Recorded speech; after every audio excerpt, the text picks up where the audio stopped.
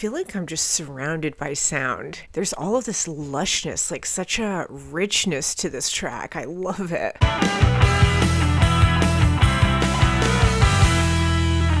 Hello everyone, and welcome back to my channel.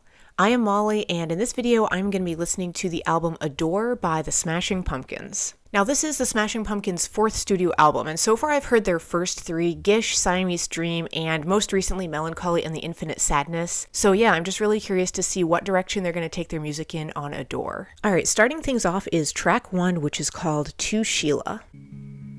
Twilight fades, we scream into the lasting light.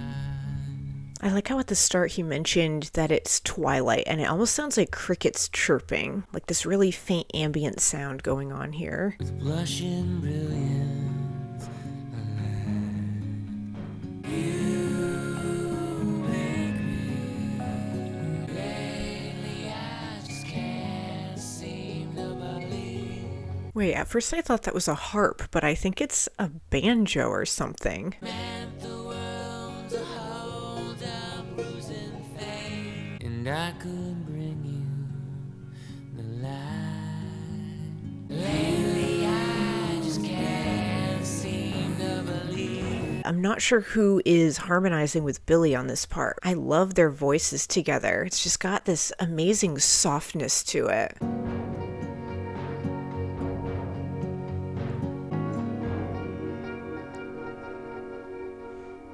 That was track 1, To Sheila. In true Smashing Pumpkins style, there was so much variety with the sound on that one, even though they kept it very minimalistic. There wasn't a whole lot going on in terms of the amount of instrumentals, but what they were doing with the few they were using was so cool. And the overall tone of that one was so relaxing and smooth, it kind of just lulled you to sleep almost. There was something very lullaby-esque about it. But I'm going to move on now to track 2, which is called Ava Adore.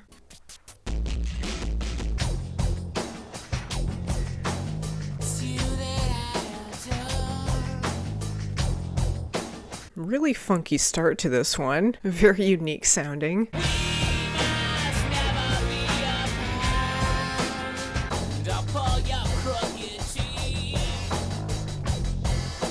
There's something almost industrial about this noise that they're using here in the background, like this bass going on.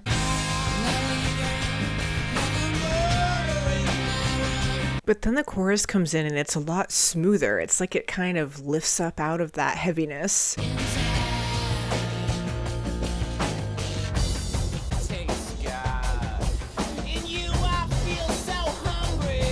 There's something about his vocal delivery on this one that's kind of reminded me of the White Stripes a tiny little bit.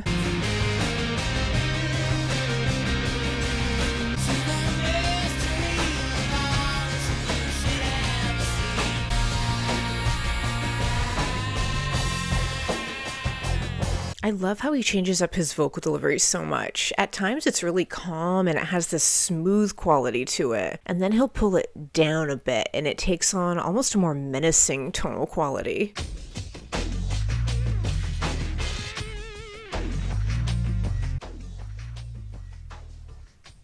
Well, that was track 2, Ava Adore. I loved the soundscape that they created on that one. There was something a little bit industrial about its tone, and I loved too the contradicting elements, because you had that sound in the background going on through most of that track that kind of gave it this heavy sort of steady quality, but then his voice on the chorus got so light and it kind of rose up out of that, and it was just a really contrasting blend of sounds going on. Moving on to track 3 is Perfect.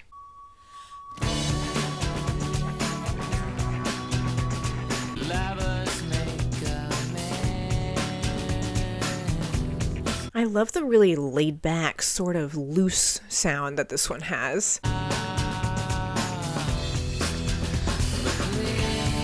That sound effect just there was kind of unique.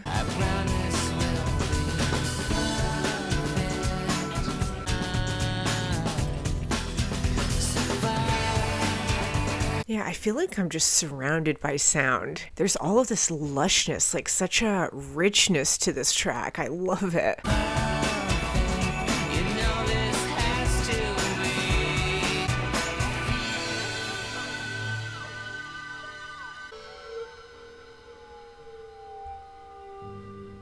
Okay, now that was a really smooth transition into the next track, but that was track 3, Perfect. Absolutely beautiful. I loved that one from start to finish. I got so absorbed in the sounds and everything going on around me. There were these really subtle things they were sprinkling in the background. I picked up on some piano there too, like really, really faintly. Just so nuanced with its sound, and there was something really relaxed about that one too. But I'm going to continue on now with track 4, which is called Daphne Descends.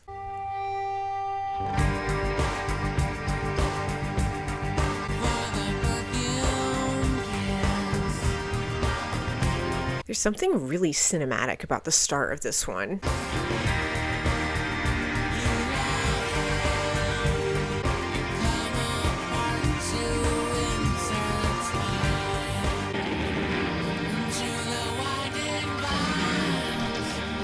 Yeah, now it's like stars twinkling with all of these electronic noises going on.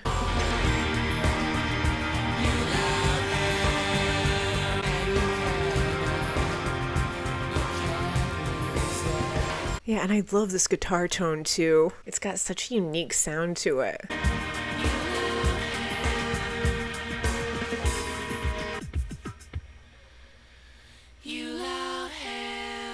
That was track 4, Daphne Descends. That track was incredible. Man, talk about like really sinking into a song. That one just had an amazing soundscape going on yet again. It started off with that transition from Perfect into Daphne Descends, which was just impeccably done. And then it was weird. There was like this kind of country twanginess going on, especially at the start. But then behind all of that, they had that sort of futuristic, wide, expansive quality, like you're in outer space. And then they were infusing on those little twinkling electronic sounds also. Just an incredible texture to the sound of that one. Yet again, this album so far is just really blowing me away with all of the sounds they're incorporating. All right, moving on to track 5 is Once Upon a Time.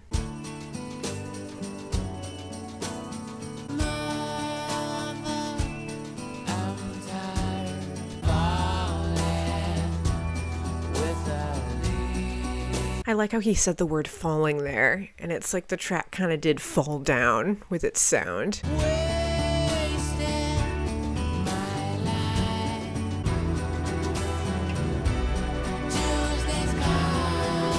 Man, this song just keeps expanding and growing with its sound. They keep layering things up.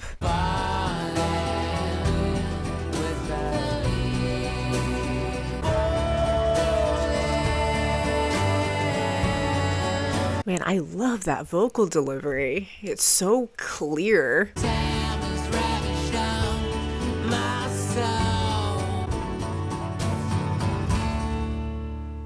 That was track 5, Once Upon a Time. That one kind of reminded me of the first song, To Sheila, just in how gentle and relaxed it was. Again, it sort of had this really calming nature to its sound. And sonically, yeah, that one was just really gorgeous. Again, like such a clear openness with its tone. They were keeping things fairly pulled in, and yet it had a lot of power just in the clarity of the sound of that one. But moving on to track 6 is Tear.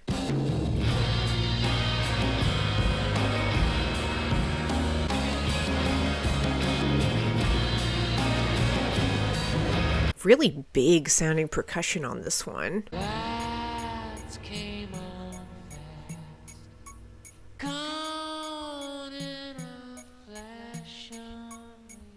This one is so pulled in here at the start, man. I saw you there.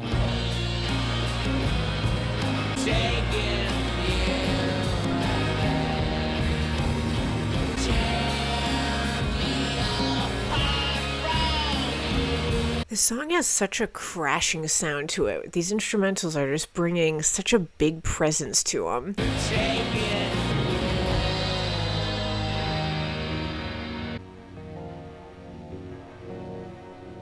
Alright, there's some like fuzzy distortion going on here. Something almost electronic sounding about it.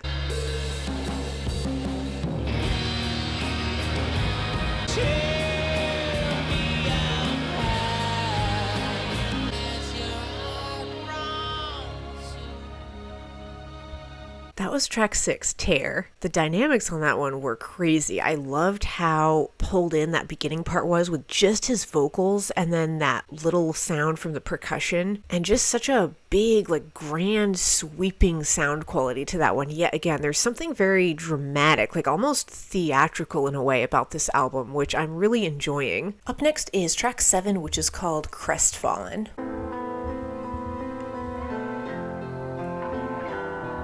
Who am I to need you? Again, the smoothness is just really standing out to me on this album.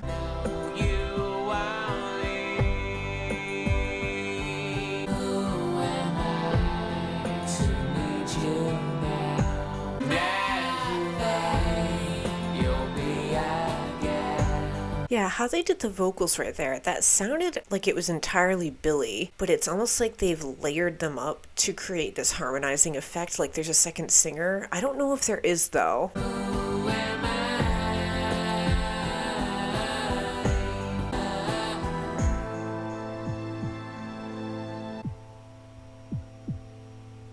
That was track 7, Crestfallen. I loved at the very end there, it almost sounded like a heartbeat, and you had the violin too come in, kind of adding a bit of a orchestral element almost. And that one too also brought about this sort of melancholy feeling when I was listening to it. Like the line, "You were never meant to belong to me," I think he was saying, and then he was asking, "Who am I?" at the end. Just something sort of somber about it, and yet so relaxing too at the same time. But moving on to track 8 is Appels and Oranges.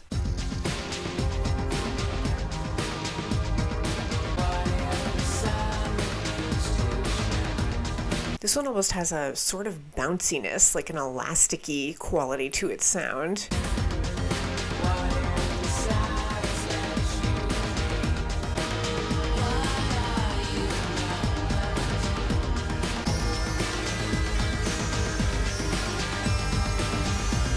This song is such an interesting mashup of different styles. It's almost like if you fused indie rock with rave music. That's kind of the vibe it's giving off. It has this really strong electronic undercurrent to it.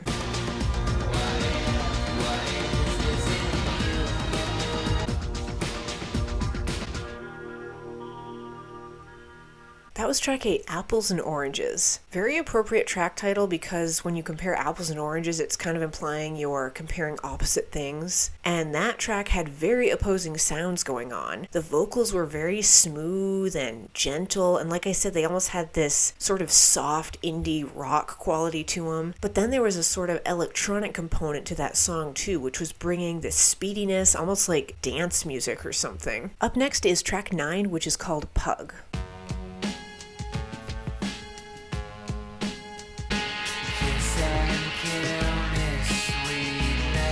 This one has a really dark tone to it. There's something kind of ominous about it. Okay, now not so much. The tone just completely changed.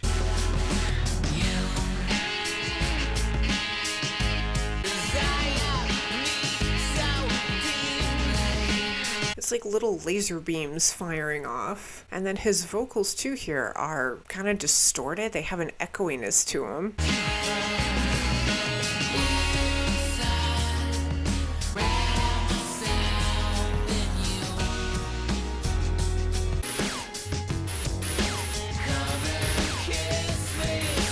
There's such a steadiness to this song too. Even though all of these crazy noises and effects are going on, it has this very stable sound to it, like from beginning to end, that's kind of carrying it through.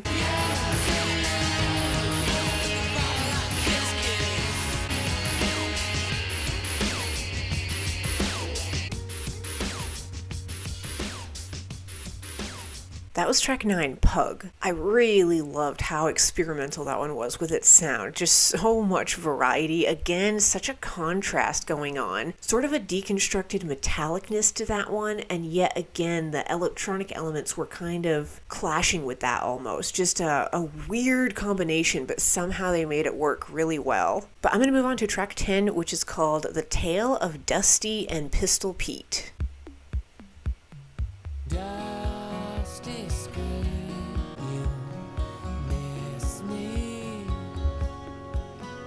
I loved that percussion there at the start. Again, it just had this sort of boinginess to it, almost like a ball bouncing up and down.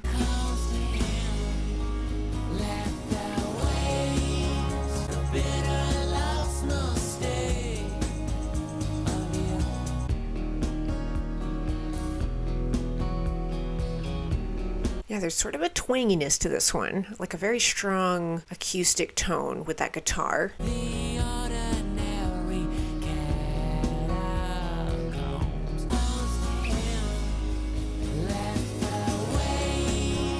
I love how that chorus washes in like that. Man, it is just like a wave coming into shore.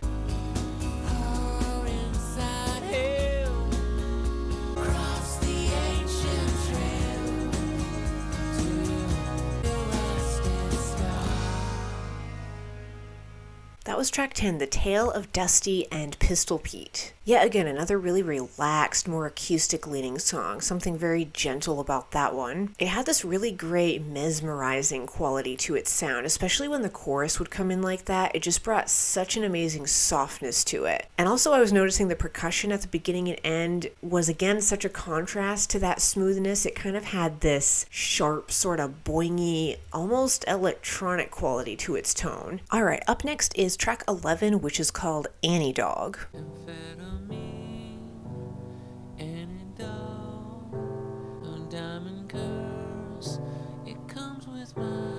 I love this piano. Again, it's really bringing a strong, dramatic presence to this song. She is Venus, she is Mars, but in a stunning Mercury age.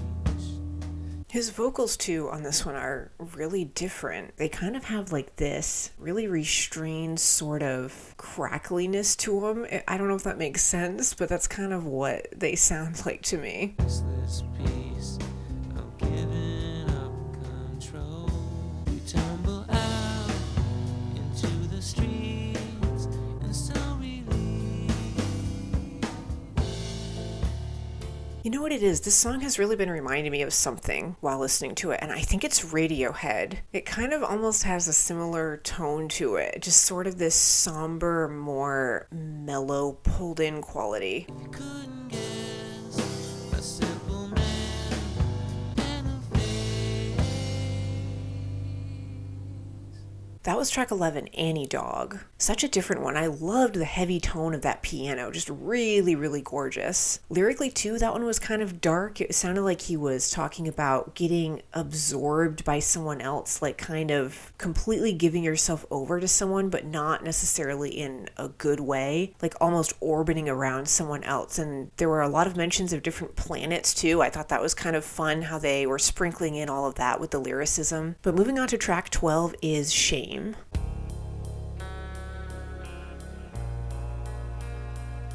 You're gonna walk on how.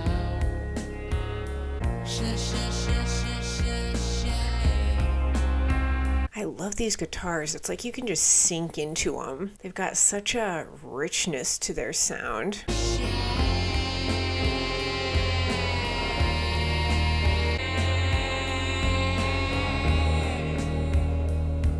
That was a really long, drawn-out vocal, man.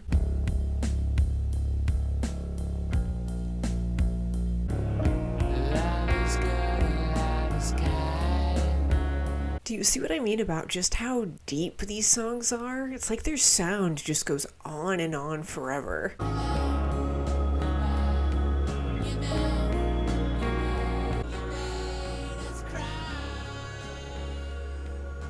Well, that was track 12, Shame. Man, that one was just so rich with its tone. I absolutely loved it. So smooth and buttery. And there was sort of, too, an almost heaviness, like a somberness to that song. And yet, especially toward the end, it was almost like you were floating up in outer space at the same time. Like kind of a floaty, daydreamy aspect, but then that heaviness would kind of weigh it down at the same time. Moving on to track 13 is Behold the Nightmare.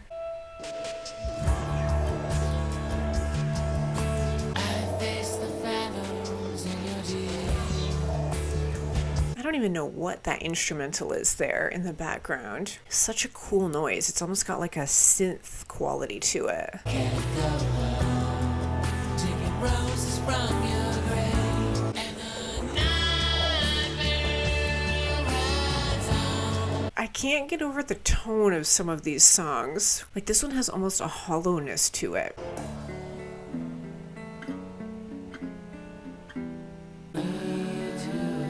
Gaze into, I believe.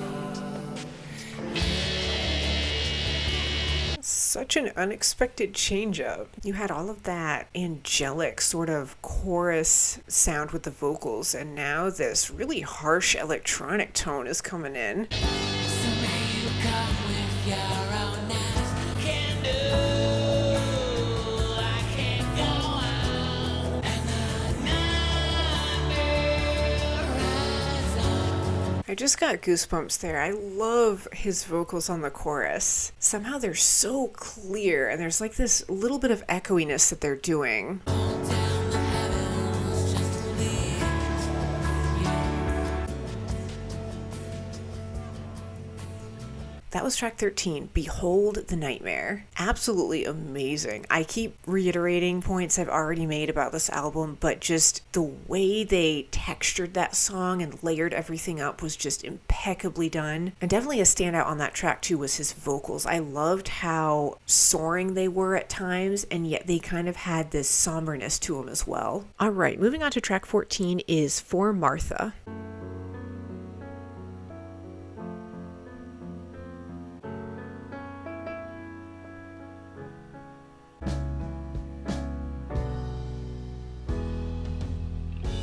I wonder who plays piano on this album, if it's Billy, but it's really gorgeous. I love how piano heavy this record is. Past has left me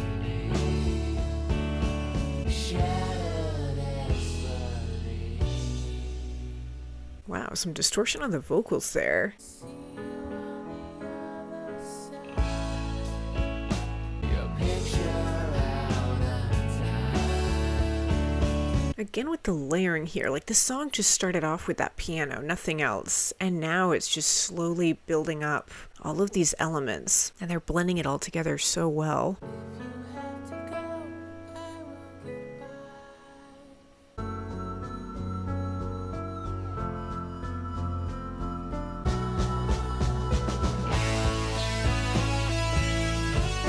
Right, and then here comes that punch of energy just rushing in. I love when they do that.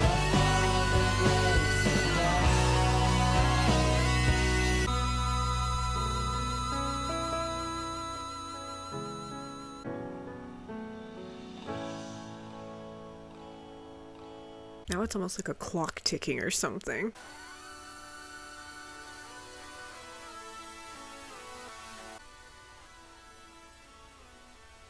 That was track 14, For Martha. I guess that one had like a little extended ending on there. And that track was just the perfect testament to what masters the Smashing Pumpkins are at blending completely opposing styles. Because you had that piano, which brought about so much warmth and softness. And then it had those really harsh tones that came in later on in the song. And like I pointed out at the start, I love how piano heavy that track was. This whole album, I feel like they've really been utilizing the piano a lot, which I love. All right, moving on to track 15 is Blank Page, and then this one is followed by the last song on this album, track 16, which is called 17, which is only 20 seconds long. So I'm just gonna let these two play back to back, and yeah, we'll see how this album is gonna finish off.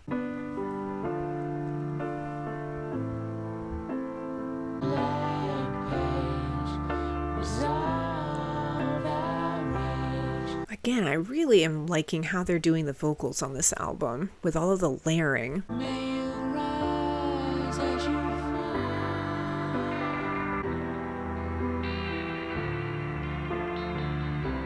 It's like you're sinking deeper and deeper into this black abyss or something, and then all of these sounds are just swirling around you. I catch the rainfall that you had left behind. Ghost of my indecision.